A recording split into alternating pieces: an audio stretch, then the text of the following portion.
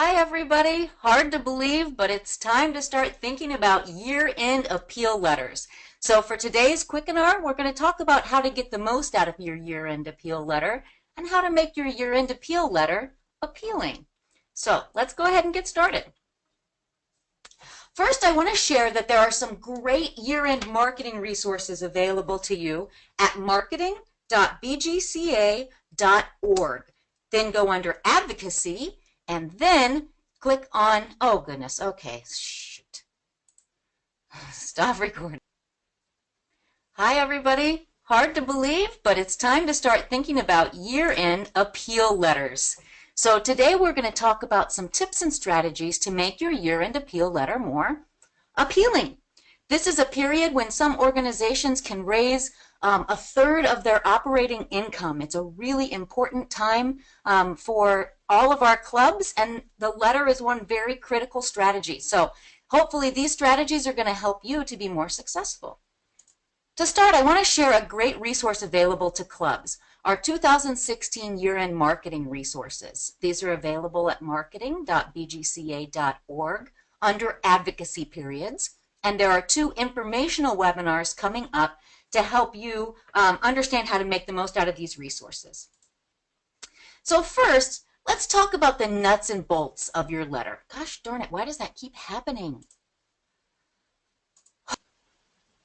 Hard to believe, but the end of the year is going to be here before we know it. So it's time to start thinking about your year-end appeal letter, one critical part of your year-end communication and fundraising strategy.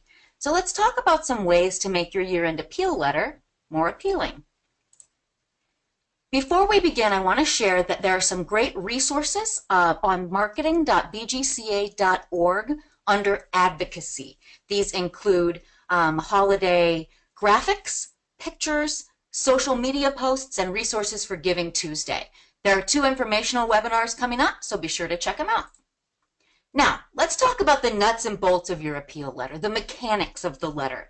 We don't want people to think it's junk mail and not open it, but we know it happens so often.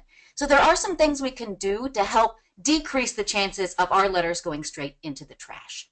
First, in terms of the anatomy of the letter, the outside envelope is crucial. Least likely to be open are letters with a window in the envelope. More likely to be open are letters where the envelope looks interesting. Maybe there's a call to action on the outside. The envelope might use color. Some clubs have club kids color the back of their envelope. So those are all great ways to make sure that people actually open your letter. Postage is also important. So the most likely letter to get opened is a letter which has a first-class stamp. Next most likely is a letter which has a stamp that's at a nonprofit rate. And this is probably the way that you want to go. It still looks like a stamp, but it costs a lot less. And you can talk to your local post office about how to do that. Next most likely is one with pre-printed postage, and least most likely is bulk rate because it looks like junk mail. Be sure in terms of what your letter looks like and what you've done on the envelope that it complies with postal regulations. There's a club here in the Midwest where I live that printed out about 3,000 pieces of a mailing and had a call to action right across the bottom of the front envelope. It looked great. And then when they took it to the post office, they learned that that was in the way of where the post office needed to put sort of a barcode, and they weren't able to use the letters at all. So be sure you check with your post office or look online at postal regulations to make sure it's not going to get rejected. Include a response card. The whole point of your letter is for people to respond by sending you money. And the harder you make that for them, the less likely you are to get that money that you need. So if you don't include a response card, your response rate is going to be extremely, extremely low. And if you don't include a reply envelope, it's not going to be much better because we don't want to ask people to find an envelope, a piece of paper, a check, a stamp, your address, and send it all back in. So include those 2 things. I would really not even bother sending out an appeal letter if it didn't have those 2 things because I wouldn't be able to achieve my goals. Lastly, website considerations. When you send out email campaigns, when you do Facebook campaigns, and when you do a call to action to visit our website in an appeal letter, you want to be sure that the website is going to help you achieve your goals. And by that I mean, is there a response button that allows people to donate? Is it prominently displayed? Is it on every page of your website? It should be. Is it mobile compatible? Because a lot of people are going to reply to you using their cell phones. And if they can't pull up your website on their cell phone, they're probably going to lose interest. And then once I click on that donate button, what happens? How many clicks does it take for me to actually be able to donate? The more clicks it takes, the less likely you are to get a gift. The outer envelope, I just included this as a great club best practice. You can see that it's got a call to action. It includes the donor. You can save the lives of teens, right? It's in color, but it's not in multicolor, so it's a little bit less expensive, but it would get my attention. How am I going to save the lives of teens? I think I'll open this card. This is a great club best practice of a reply card. It has the ability to pay by cash check. It asks for an email. Of course, there's the ability to give by a card.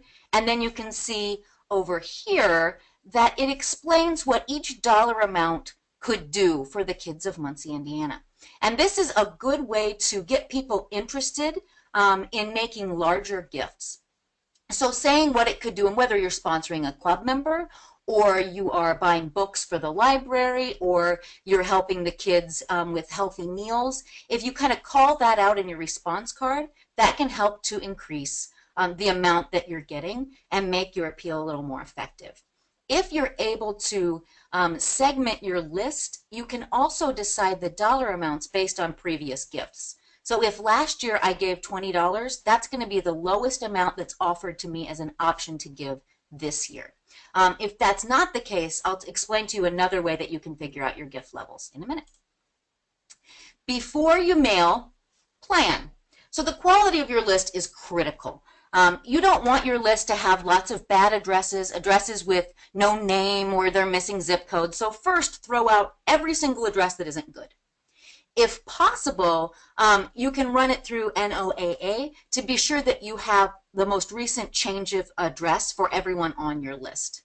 Some people will send out a postcard and first class and use that as a way to update their database every couple of years because when you send stuff out bulk rate or nonprofit rate, you don't get those returns and you aren't able to update your database.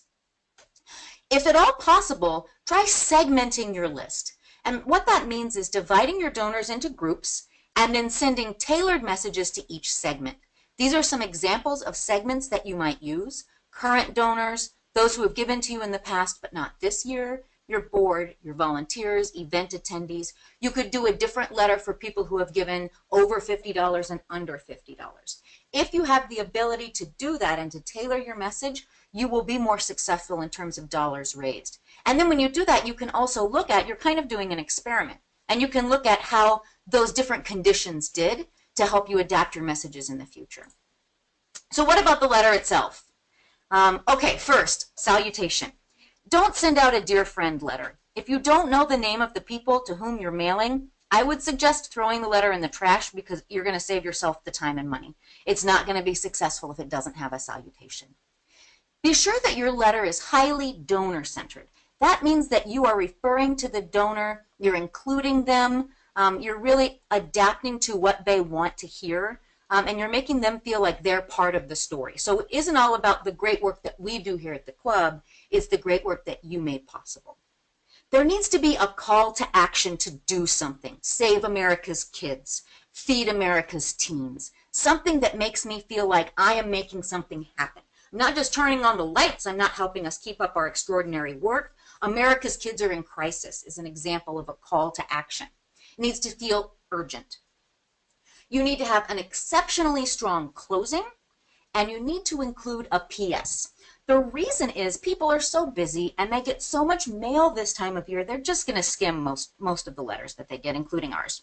So the PS may be the only thing that they ever read. Maybe the first sentence, the PS, and anything that catches their eye throughout the letter. You need to have at least 3 asks in the letter. I've seen so many letters that clubs send out that look great, but they don't have an ask, or the ask is kind of buried, or the ask isn't direct. We need to directly ask them for money at least 3 times in the letter. And remember, this is a letter, not a brochure. It needs to feel like someone is talking to you. It shouldn't use the kind of elevated, jargony language, the formal style of communicating that we use in things like mission and vision statements and strategic plans. It needs to be written in such a way that it's easy to read. So this is kind of where you would want to include each of your asks and kind of what your letter might look like. I think this is a nice tool. This PDF will be up on bgca.net so that you can use this tool to decide how you're going to do your letter. Be sure that you have a strong opening and closing. I think that this is a great example of a very strong opening and closing.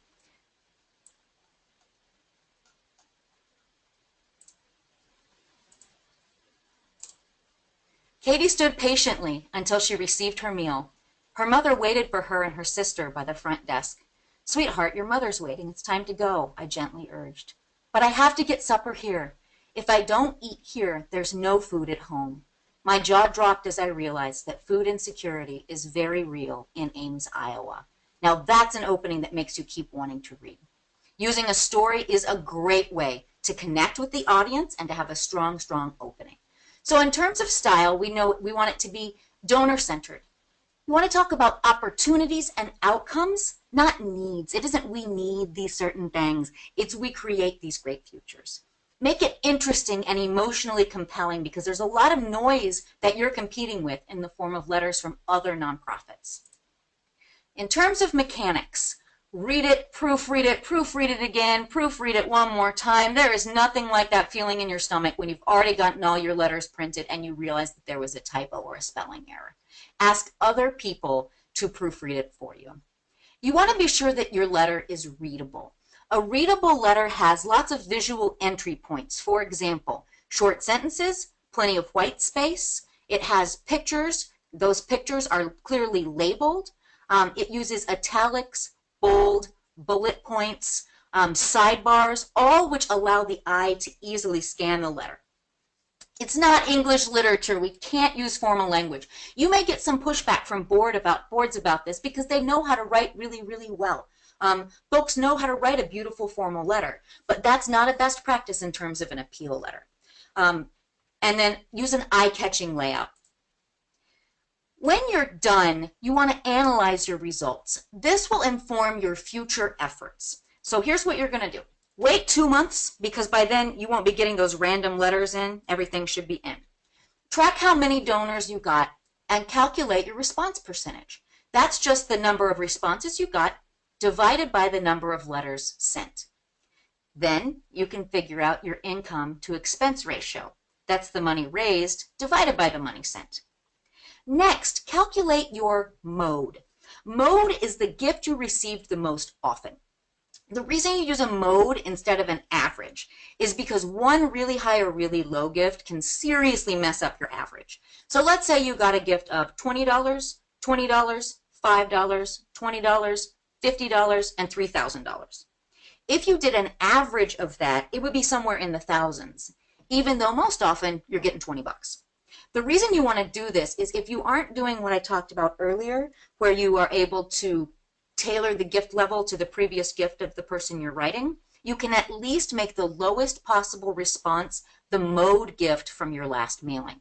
So if most people gave you $20, that's the lowest amount we're going to offer, 20, 50, 100, etc. Be sure when you mail out your letters, you send yourself a copy. That way you can be sure that they're hitting mailboxes. You can know when they're getting there, especially if you have a mail house or someone handling your letters. You want to put yourself in that list to make sure that everything's on the up and up. This website is a great set of tools to analyze your mailings. It'll help you do things like chi-squares and all kinds of really cool analysis that I could not possibly explain. Here are some resources for you in improving on your targeted mail campaign and on donor communications in general. So there's the marketing.bgca.org site. Here's a really interesting article from Bloomerang about how to segment your donors for a great year-end appeal. And then Tom Ahern, who is just a guru on this sort of thing, there's his website and a link to download an ebook that's the donor communications test. With that, we are concluded. That's the end of our Quickinar. I hope that this was helpful and that you all have the very best year in mailing you've ever had before. Please feel free to contact me if you have questions about your letter. If you think you've written a really great letter and you'd like to give it to me so that I can post it on .net in our best practices section, I would love to have it. Anything that I can do to help you, that's what I'm here for. I wish you all the very best of luck and happy mailing.